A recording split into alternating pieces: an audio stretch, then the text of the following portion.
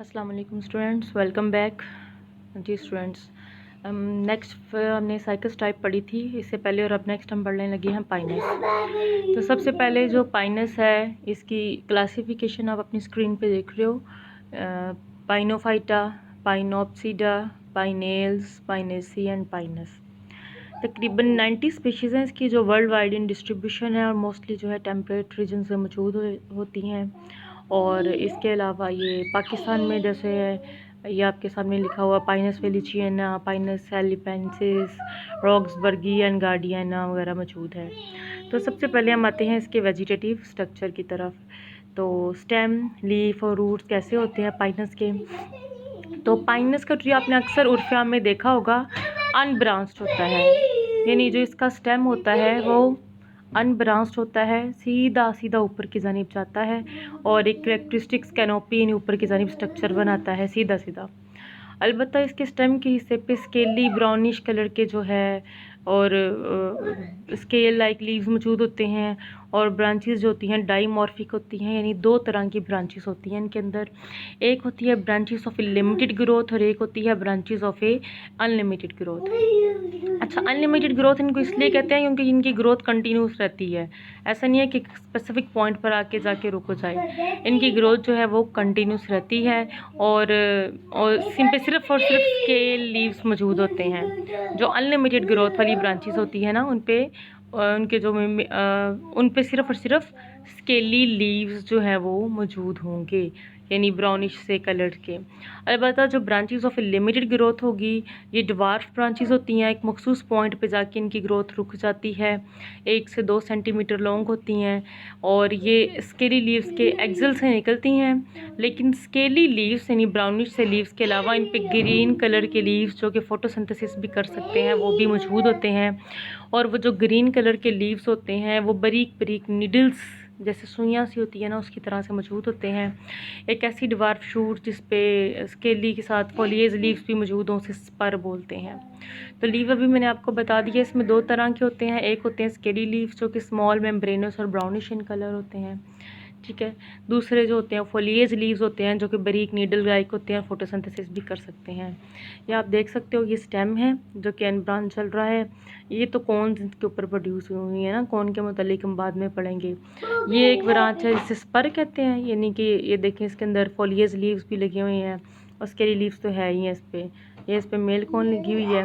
ये जो है ब्रांच ऑफ अनलिमिटेड ग्रोथ है, ये है लिमिटेड, स्केली लीव्स भी मौजूद होते हैं। यानी कि ये जो है जैसे देखें, ये लीव्स ऑफ पाइनस, ये लीव्स लिखे हुए हैं, ये स्केली लीव्स हैं इसके स्टेम के ऊपर, और ये फोलिएज लीव्स हैं। तो ये जो है बेसिकली इस तरह से दिखा रहे हैं कि जो लिमिटेड ग्रोथ की ब्रांचेस होती हैं उसके ऊपर ये वाले लीव्स भी होंगे बारीक बारीक, और स्केली लीव्स तो होने ही होने हैं। जबकि जो अनलिमिटेड होंगी वो साइड से ऐसे करके निकलेंगी, उनके ऊपर दूसरे लीव्स मौजूद नहीं होंगे। इसके बाद बच्चे हम नेक्स्ट आते हैं इसके रूट के ऊपर। रूट बेसिकली टैप रूट होती है जो कि ग्राउंड के अंदर जाती है। लेटरल रूट्स भी डेवलप होते हैं और ज़मीन के अंदर अच्छा खासा एरिया कवर कर लेती हैं। जैसे जैसे रूट मतलब जब वो यंग होती है तो इसका एसोसिएशन बन जाता है माइकोराइजल यानी फंगस के साथ, जिसकी वजह से रूट की ग्रोथ जो है वो अच्छी होनी शुरू होती है। स्टेम का इंटरनल स्ट्रक्चर आप पढ़े तो ये जैसे हमने लास्ट टाइम पढ़े हुए थे बाकी स्ट्रक्चर के अंदर, तो वही मेन पार्ट्स हैं। एपिडर्मस हो गई है, कॉर्टेक्स हो गई है, देखिए आप सिंपल। सबसे पहले इसके ऊपर की जानिब एपिडर्मस मौजूद होगी, फिर कॉर्टेक्स वाला हिस्सा होगा, और कॉर्टेक्स के नीचे की जानिब फिलोजन यानी सेकेंडरी ग्रोथ होती है। तो सेकेंडरी ग्रोथ की वजह से जो एक नई लेयर ज़ाहिर होती है उसे फिलोजन बोलते हैं, जो कि कॉर्टेक्स के मतलब अंदर की जानिब वो जो एक कैम्बियम वाली होती है।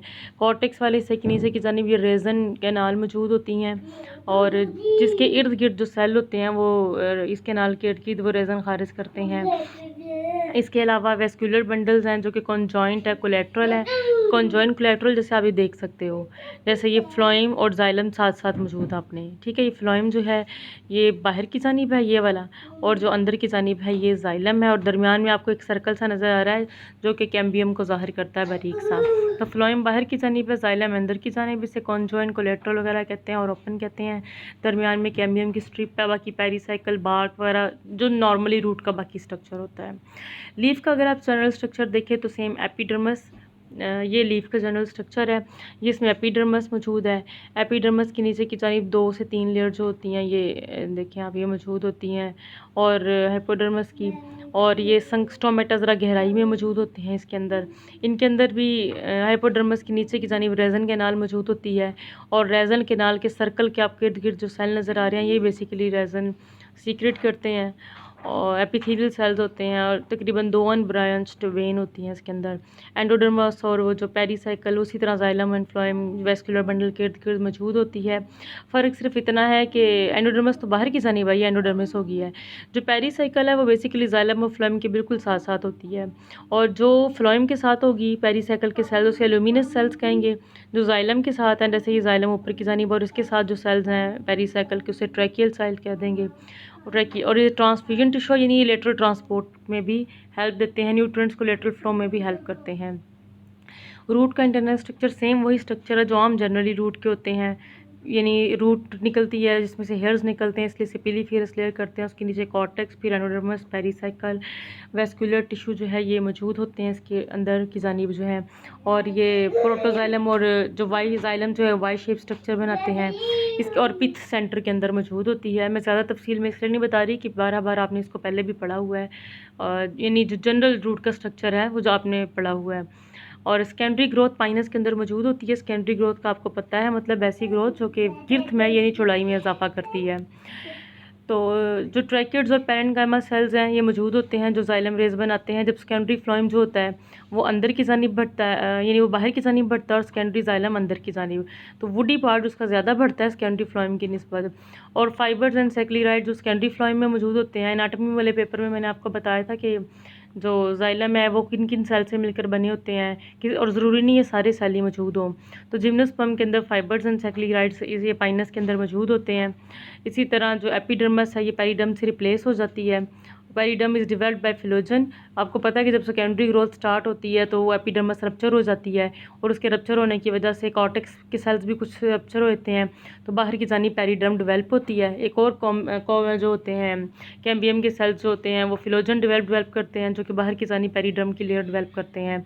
एक सीजनल एक्टिविटी है जो कि हर साल अंदर की जानिब एक वुड का रिंग और बाहर की जानिब जो है वो फ्लोएम का रिंग डेवलप करती है। तो और हर साल इस सर्कल, यानी आप देख सकते हैं कि ऑटम के अंदर या फिर समर एंड उसके अंदर विंटर के अंदर बनते हैं। ये डायग्राम भी आप देख सकते हैं एनाटॉमिकली।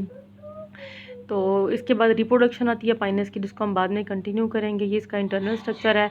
अगर आपको बेसिकली लाइफ साइकिल या जस्ट रिप्रोडक्शन वो पूछते हैं कि जस्ट लाइफ साइकिल लिखें, तो फिर आपको ये इंटरनल स्ट्रक्चर बताने की ज़रूरत नहीं है। अगर ओवरऑल पूरा पाइनस पे नोट आता है तो फिर आप बताएंगे, मार्क्स देखेंगे, अपना टाइम देखेंगे। अगर जस्ट लाइफ साइकिल पूछते हैं तो फिर इस तरफ आपको जाने की ज़रूरत नहीं है। आप कोशिश करेंगे जितनी भी डायग्राम है इसको आप ड्रा करें।